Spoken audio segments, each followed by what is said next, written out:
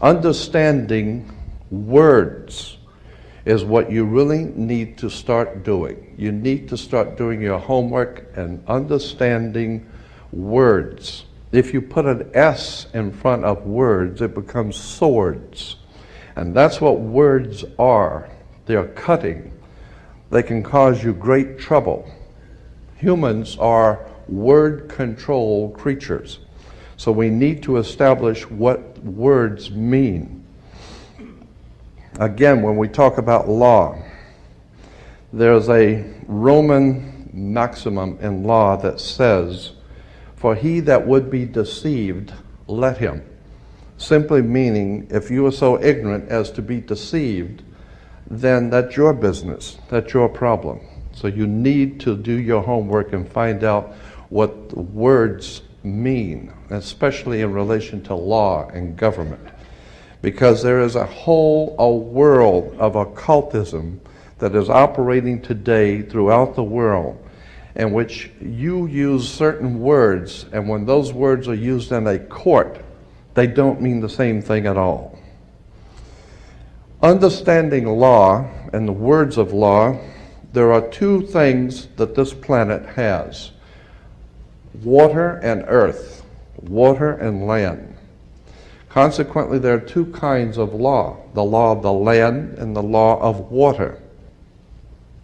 You've heard the term law of the land, but in point of fact, that's precisely what this word means, law of the land, because it is the people who live on land. And that is opposed to something else called the law of the high seas, or the law of water. You need to understand the difference. The law of the land is the law of the culture that lives on the land. And so consequently, the law of the land is different in every country. You can do things in America you can't do in Russia. You can do things in Africa you can't do in England. So the law of the land is the law of the culture that lives on that particular land. However, there is a higher law that dominates the entire world. It's called the law of the water, or the law of the high seas. The law of water is referred to as the law of money. It doesn't matter what color you are, where you're from, or where you live. Money is money. And anytime you're doing banking or using money, you are now under the law of water, Maritime Admiralty. If you go back in history, in ancient history, where all of this began, back in the land of Canaan, and you probably have heard in the Bible, the land of Canaan. The Canaanites were Phoenician bloodline, and in the ancient Phoenician language, Cana meant merchant banker. The very word merchant comes from mer, M-E-R, for the sea, for water. As a mermaid, we have merchant. Merchant bankers. Let me give an example of the difference between the law of water and the law of the land. The law of water, as I said, is a law of banking, money, as opposed to the law of the custom of the people, or the law of the land. The Statue of Liberty must be put in water. It could not be put on American land as such. It had to be put in the harbor, because it's not the Statue of Freedom. It's a statue of liberty. Liberty is what a sailor gets when he pulls into port on a ship. He gets liberty. He's not free. So America is not the land of the free and the home of the brave. We're not free or brave, period. We're not free. This is not a free country. Now let me give you an example of how this law of the water works. Why is it that you have to go to court? People are always concerned about going to court. You go to court because you play basketball and tennis on a court. How do you play tennis on a court? You play with a racket. Why? Because that's what it is. It's a racket. And make no mistake, they do not pick words by chance. These words are very serious. They do not use words in terms with no avail. These words are very important. When you go into a court, what's the idea of going to court? It's a game, like basketball. The whole idea in a court is to put the ball back in the other guy's court. One team gets up and they throw the ball over to that team of lawyers. That team gets up and throws the ball back into their court. And consequently, it's a ball game. And the judge is wearing a black robe, so he is the referee. The judge is the referee. He doesn't care which side wins or loses because he's going to get paid anyway. So he couldn't care less. He's merely there as a referee, and that's why he wears a black robe. And that's another interesting subject we can get into later. But the judge is a referee between two teams. The judge, we are told, rules from the bench. The word bench in Latin is a bank. Therefore, the judge rules for the bank. Where do you find banks? You find banks on both sides of a river. They're called river banks. And what does a river bank do? It directs the flow of the current sea. The juice. Consequently, your money is currency because it's the flow, the cash flow. And I'll give you an example of how this works. When a ship pulls into a harbor, all ships are referred to as female. Airships, rocket ships, sailing ships are always female. Why? There's a very good reason. Maritime Admiralty banking law says all ships are female because they're carrying items for money, and so consequently they are under Maritime Admiralty law. Admiralty is where we get the word admiral of the Navy. Let me give you an example of how this works. When a ship pulls into harbor, it parks at the dock, and it ties off at the dock.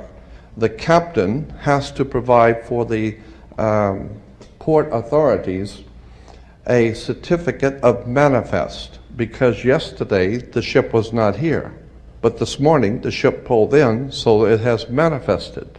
So consequently, all the products, the $800 million worth of TVs or Toyotas, have manifested. So each one of those items coming off of that ship has come off of water. And each end they has come in a ship. And consequently, on a ship, all ships have a captain. The word captain comes from a Latin word capital, money. So the captain represents the money that's on board the ship. And as I said, the captain has to present to the port authorities a certificate of manifest for each and every item. How much does it weigh? What color is it? How many doors does it have? Etc. And consequently, the captain presents a certificate of manifest. The ship is sitting in its berth. Wherever a ship sits when it docks is called its berth. She sits in her berth, berthing a ship. Consequently, all the items, as I said, coming off that ship represent money. They came in on water. They are Maritime Admiralty product. And this is true all over the world. Now, when you were born, your mother's water broke. And when your mother's water broke, you came out. And this is why you have to have a birth certificate, because you are a Maritime Admiralty product under international law. You are considered, your body is considered a Maritime Admiralty product. Your mother delivered you. This is why if you go to Sears and buy a refrigerator, they will ship it to you. They will deliver it. And that's why you were in your delivery room. Your mother was delivering a product. Maritime Admiralty, you came down your mother's birth canal. And once you, and as you're taking one of the televisions or the cars off the ship and it falls down and breaks, that's all right. Sometimes they're stillborn, so consequently you've lost money on that one. Therefore you have to have a death certificate, and it's always signed by the dock. The doc has to sign your birth certificate and your death certificate. All of these words and terms are Maritime Admiralty banking words. And therefore, if you understand lawyers and judges and courts and government are all under international maritime admiralty law. All religions, all churches in the world operate under maritime law. This is why all churches are divided into denominations, like 20s and 50s and 100s. Serious. This is why they're called denominations, because all churches are nothing more than the product of maritime admiralty banking. It's an extraordinary story of occult treason, high treason and crimes against the state. Make no mistake about it, there has never been a country on the face of the earth as far back into history as you can go. There has never existed a country in which the people rose up and demanded their right to be free. Never. The concept of human, spiritual, intellectual, and physical freedom is a totally concept that has never, ever existed on the earth. The only time that has ever come into existence was the founding of this country, where it was understood that we were sovereigns and we owned our bodies, and consequently, since 1868, we're now on the International Maritime Admiralty Law.